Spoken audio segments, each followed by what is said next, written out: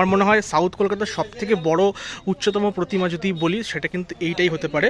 মানে খুবই ভালো লাগছে দেখতে। মায়ের শাড়িটা যদি দেখো বেশ ব্রাইট লাগছে। মানে কলকাতার one of the most cutest মাতৃ প্রতিমাও এটা আমরা বলতেই পারি। খুব মিষ্টি দেখতে এই প্রতিমাটা, এবং এই প্রতিমাটা কিন্তু অত্যন্ত সুন্দর লাগছে দেখতে। মানে দুটো প্রতিমা দু রকমের, একদম খুব ভালো লাগছে। অল ওভার যদি দেখো জায়গাটা দেখতে খুব সুন্দর লাগছে। আর খুব সুন্দর একটা কিন্তু প্যান্ডেল আমি দেখতে পাচ্ছি, ছিমছাম প্যান্ডেল, লাইটিং এর জন্য কিন্তু খুব সুন্দর লাগছে। স্পেশালি রাত্রিবেলা এই প্যান্ডেলটা কিন্তু একদম বেস্ট দেখার জন্য। আজ 2রা ফেব্রুয়ারি, সকলকে জানাই শুভ সরস্বতী পুজোর অনেক অনেক শুভেচ্ছা। এখন সন্ধে হয়ে গেছে, মোটামুটি ওই 7টা মতো ধরো বাজে। আর আজকে এই ভিডিওতে তোমাদেরকে দেখাতে চলেছি আমাদের সাউথ কলকাতার বেশ কয়েকটা ভালো ভালো সরস্বতী পুজোর প্রতিমা। তো সেটা শুরু করছে হচ্ছে আমারই নিজের এলাকা তোমার বেহালা দিয়ে। মানে বেহালার নতুন দল দিয়ে আজকের এই ভিডিও শুরুয়াত হতে চলেছে। তাই ভিডিওটা কিন্তু অবশ্যই শেষ পর্যন্ত দেখো, খুব ভালো ভালো প্রতিমা তোমাদের এই ভিডিওতে দেখাবো। আর অবশ্যই যারা চ্যানেলে নতুন এসছো অবশ্যই সাবস্ক্রাইব করে দিও। চলো শুরু করা যাক আজকের সাউথ কলকাতার পুজো পরিক্রমা। ফাইনালি আমি এই মুহূর্তে চলে এসেছি বেহালার নতুন দলের দুর্গা পুজোর সময় যেখান থেকে ভিআইপি গেটটা করা হয়, ঠিক এই জায়গাটা। সেই জায়গায় দেখো অলরেডি একটা সরস্বতী পুজোর ব্যানার এখানে দিয়েছে বেহালার নতুন দল। হীরক জয়ন্তী বর্ষ এবছর, শিল্পী কিন্তু নবকুমার পাল। চলো এই রাস্তা থেকে এখন আমরা কিন্তু ঢুকবো। অলরেডি সরস্বতী পুজোর জন্য খুব সুন্দর করে এই জায়গাটা বাল্বের একটা লাইটিং দিয়ে পুরো রাস্তাটা দেখো সাজিয়েছে। আর এই সোজা যদি যাই তাহলেই আমরা পুজোটা কিন্তু পেয়ে যাবো। বাহ, রাস্তাটা কিন্তু ব্যাপক লাগছে, পুরো টুনি লাইট দিয়ে খুব সুন্দর সাজিয়েছে কিন্তু। চলো একদম ওই শেষ প্রান্তে আমরা দেখতে পাচ্ছি প্রতিমাটা আছে। এই হচ্ছে বেহালা নতুন দলের সরস্বতী পুজোর প্যান্ডেল। আর এই জায়গাটা ফ্রন্টে একটা বীণা তৈরি করা হয়েছে, এটা সম্ভবত বেত দিয়ে করা হয়েছে। খুব সুন্দর একটা বীণা আমি দেখতে পাচ্ছি। আর এখানে দেখো লেখা আছে বেহালা নতুন দল বলে। আর খুব সুন্দর একটা কিন্তু প্যান্ডেল আমি দেখতে পাচ্ছি, ছিমছাম প্যান্ডেল, লাইটিংয়ের জন্য কিন্তু খুব সুন্দর লাগছে। স্পেশালি রাত্রিবেলা এই প্যান্ডেলটা কিন্তু একদম বেস্ট দেখার জন্য। আর সেই হচ্ছে মাতৃ প্রতিমা, খুব সুন্দর লাগছে মাতৃ প্রতিমা দেখতে। নবকুমার পালের ঠাকুর, কুমোরটুলির অত্যন্ত বিখ্যাত শিল্পী, প্রচুর দুর্গাপুজোর কাজ উনি করেন। খুব সুন্দর একটি প্রতিমা আমরা দেখতে পাচ্ছি। আর ওপরে একটা ঝাড়বাতিও দেখতে পাচ্ছি। এই ঝাড়বাতি না হলে ডেফিনেটলি পুজো মনে হয় না, তাই ঝাড়বাতি খুব ইম্পর্টেন্ট একটা পুজোর জন্য। খুব সুন্দর এই জায়গাটা কিন্তু সাজিয়েছে। আর অল ওভার আর একবার দেখিয়ে দিই, এই হচ্ছে পুরো প্যান্ডেলটা। বাহ, খুব ভালো লাগছে দেখতে। আজকের এই ভিডিওর দ্বিতীয় লোকেশন হচ্ছে শিরিটি বিদ্যাবিতান। আর এই বিদ্যাবিতানটা দেখতেই পাচ্ছ খুব সুন্দর করে এই জায়গাটা কিন্তু সাজানো হয়েছে। প্যান্ডেলটা ওইখানে আছে। আর এখানে আমি দেখতে পাচ্ছি এখানকার যিনি প্রতিমা শিল্পী অর্থাৎ পদ্মশ্রী প্রাপ্ত শ্রী সনাতন রুদ্রপাল, তার এখানে ছবি এখানে আছে, এবং তিনি যে পদ্মশ্রী পেয়েছেন তাই সেই ছবিটাই এখানে কিন্তু লাগানো আছে। আর চলো এবারে আমরা দেখি, এই হচ্ছে কিন্তু প্যান্ডেলটা।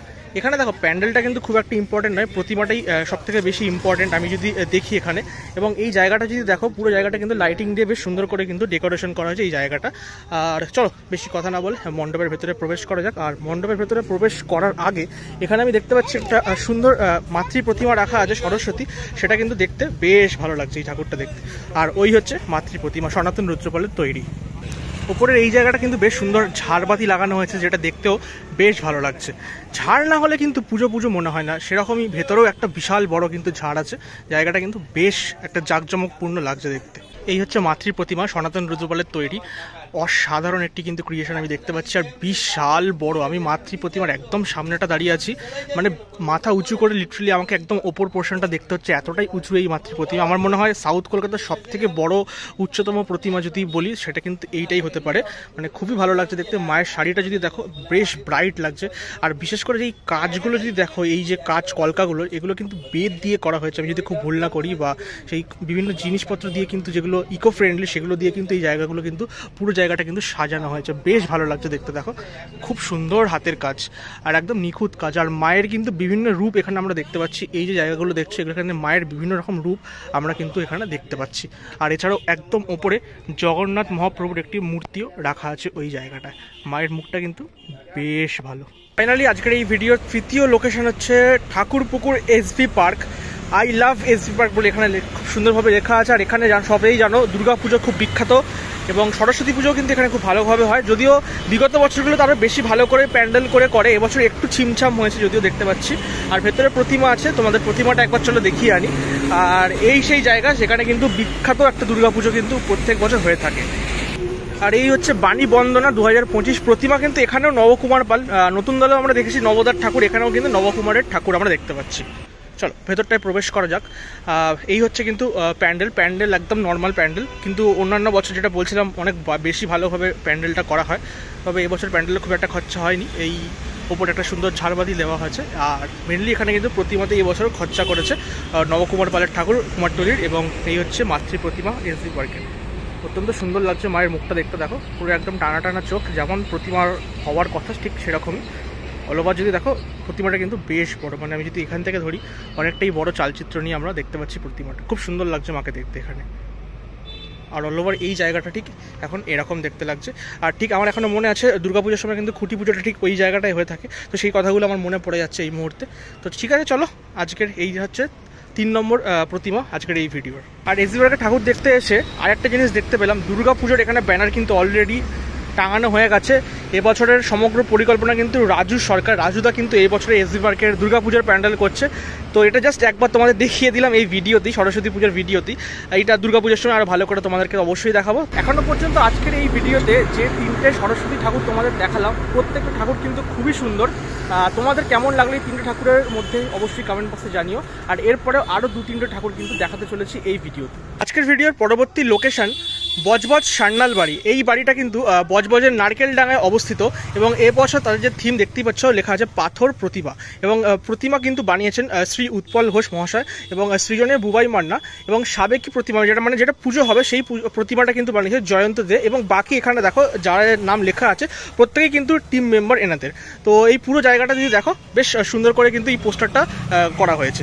আর এর পাশেই কিন্তু মানে মণ্ডপটা সাজানো হয়েছে। এটা কিন্তু একটি বাড়ির পুজো, আর এই বাড়ির পুজোটা আমি এখানে এসে জানতে পারলাম যে 17 বছর ধরে এই পুজোটা কিন্তু হয়ে আসছে।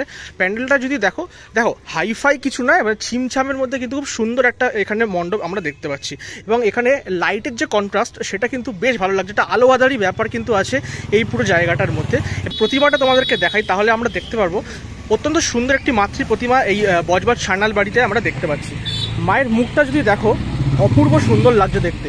এবং এখানে একটা জিনিস তোমাদেরকে মেনশন করে, যদি একটু ভালো করে এই প্রতিমাটা দেখো তাহলে একটা পাথরের একটা কিন্তু ব্যাপার আছে, তাই জন্য কিন্তু এখানকার নাম হচ্ছে পাথর প্রতিমা, এবং খুব সুন্দর লাগছে কিন্তু মাতৃ প্রতিমা দেখতে। আর এই প্রতিমাটা মানে জয়ন্তদে বানিয়েছেন, এই প্রতিমাটাই কিন্তু পুজো হয়েছে।